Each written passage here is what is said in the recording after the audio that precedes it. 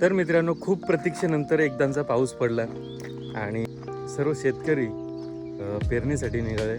आपण पण पेरणीसाठी निघालो. आता शेतावर चाललोय.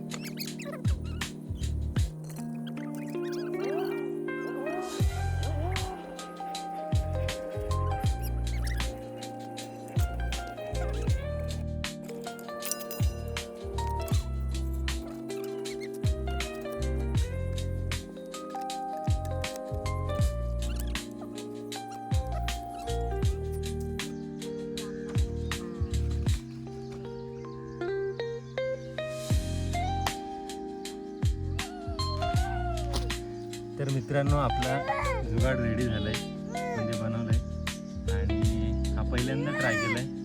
आणि का केला आणि ही वेळ कशी आली ते तुम्हाला पुढे मी सांगेलच. तर पहिल्यांदा आपण ट्राय करू त्याच्याने हे वर्क होतंय का.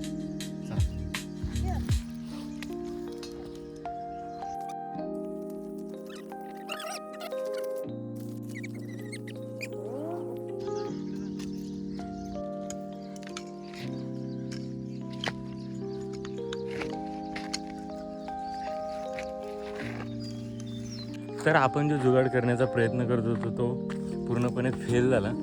तर मग आता आजूबाजूला बघतोय, एका ठिकाणी ट्रॅक्टर दिसते. तर ट्रॅक्टरच्या शोधात मी चालू आहे. आता एक ट्रॅक्टर आवाज येतो, तिकडेच चालू आहे ट्रॅक्टर बघायला.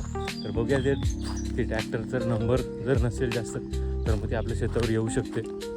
इथे ट्रॅक्टर बघायला आलो होतो, पण ॲक्च्युली तो ट्रॅक्टरसुद्धा फसला आहे. त्याला अंदाज नाही आला. त्याने ट्रॅक्टर टाकली पण तो ट्रॅक्टर फसून गेला.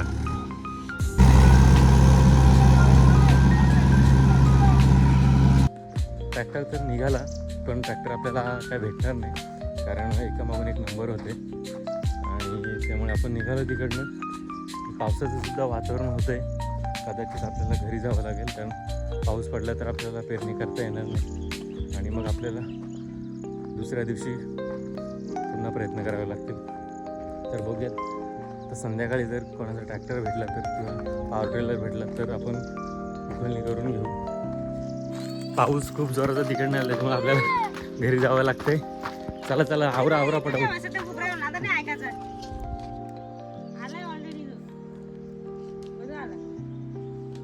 जाऊ शकतो आपण.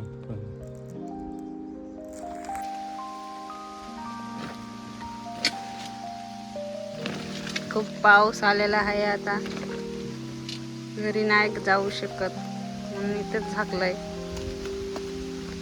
हे पहा म्हणाले किती पाऊस आलाय. तर आम्ही भिजलो.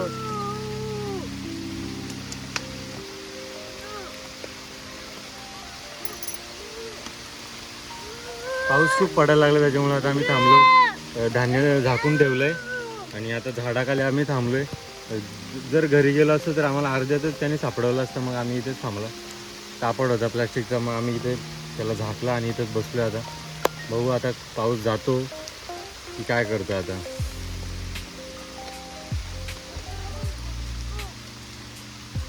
तर मित्रांनो, मगाशी मी जसं तुम्हाला सांगितलं की आपण तो जुगाड केला होता, तर ही जुगाड करण्याची वेळ का आली. तर विचार करा, आपल्या जेव्हा वडिलांच्या काळात किंवा आजोबांच्या काळात आपल्याकडे किती जनावरं असायची, नांगर असायचा, सगळं संसाधनं असायची. पण जसं जसं काळ बदलत गेला तसं लोकांनी जनावरं विकली, गाई विकल्या, बैल विकले, म्हशी विकल्या, नांगर सोडून दिले आणि आज ही परिस्थिती आली की आपल्याला ट्रॅक्टरवर अवलंबून राहावं लागतं आहे. तर ट्रॅक्टर नाही भेटली तर आपली उखळणीसुद्धा होऊ शकत नाही आणि पेरणीसुद्धा होऊ शकत नाही. तर आज एवढंच कारणासाठी थांबावं लागलं की आपल्याकडे ट्रॅक्टर उपलब्ध नाही आहे. त्याच्यामुळे मग आणि तो जुगाड केला होता ते पण सक्सेसफुल नाही झाला, कारण तो एवढा कॅपेबल नव्हता. त्याच्यासाठी एकतर नांगर हवा किंवा मग ट्रॅक्टर हवा. तर जेव्हा आम्ही रासायनिक खतं वापरतो, पहिल्या वेळेस एक खताची गोण लागायची आणि आता 2 किंवा 3, त्याच्यानंतर 2 खताच्या गोणी लागायच्या. आता 3 खताच्या गोणीसुद्धा होत नाही आणि पिकांवर रोग पडतो, पिकांची वाढ होत नाही, पिकं बारीक राहतात, धान्य लाल पडतं. अशा गोष्टी सगळ्या रासायनिक खत वापरून असं होतं. त्याच्यामुळं आपण प्रत्येकाने पारंपरिक शेती केली पाहिजे, पारंपरिक संसाधनं वापरली पाहिजे. शेणखत वगैरे आहे ते वापरला पाहिजे, रासायनिक खताचा वापर कमी केला पाहिजे, एवढंच मला वाटतं. तर आपला पाऊस आता थोडा कमी झाला आहे, पण अजून कमी नाही झाला. तर बघूयात आता. कमी झालं तरी आपल्याला ट्रॅक्टर नाही भेटणार, त्याच्यामुळे आपल्याला घरी जावं लागणार आहे. पण इतर जी छोटी मोठी कामं असणार ती करून मग आपण घरी जाणार. जेव्हा ट्रॅक्टर आपला येईल तेव्हा आपण मग उकळणी होईल आणि मग पेरणी करणार आपण. फायनली आज आपल्याला ट्रॅक्टर भेटले, दुसऱ्या दिवशी भेटली.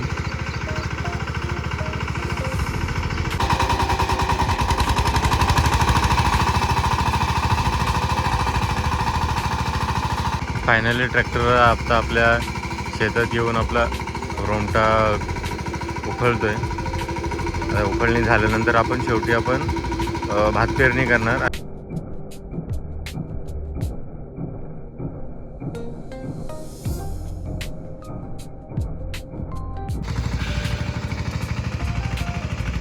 फायनली आपलं शेत खणून झालंय. आता ट्रॅक्टर निघालंय. आता आपण पेरणी करून घेऊया.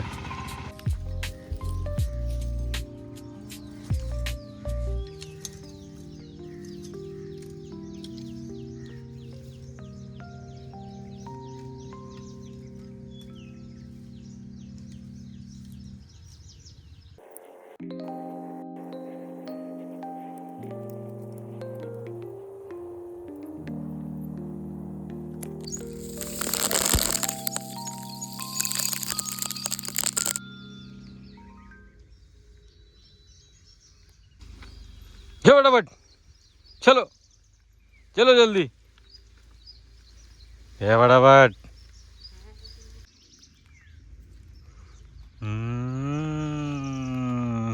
पेरणी तर झाली मित्रांनो. आता वाट बघूयात पाऊस केव्हा पडतो पुन्हा, आणि त्याच्यानंतर आपली रोपं कशी उगवतात, त्याच्यानंतर मग पुढची प्रोसेस चालू होईल. भेटूया पुढच्या व्हिडिओमध्ये.